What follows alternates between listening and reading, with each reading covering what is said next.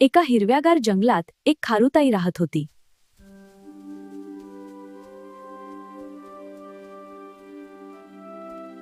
तिचं नाव होतं चिऊ खारुताई.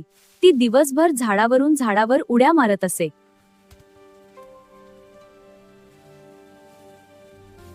अचानक एके दिवशी जंगलात खूप काळे वादळ आले आणि जोरात पाऊस सुरू झाला. तिथेच जवळ एका छोट्या चिमणीचे घरटे खाली पडले आणि तिची पिल्लं घाबरली.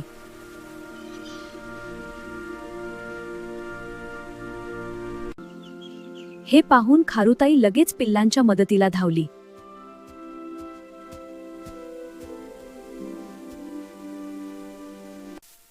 तिने फांद्या, पाने आणि गवत गोळा करून पुन्हा घरटे बांधायला सुरुवात केली.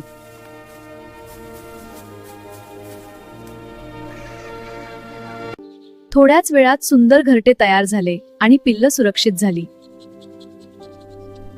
चिमणी खूप आनंदी झाली आणि खारुताईचे आभार मानले. तर मग या गोष्टीतून आपण शिकतो की दुसऱ्यांना मदत करणे यातच खरा आनंद आहे.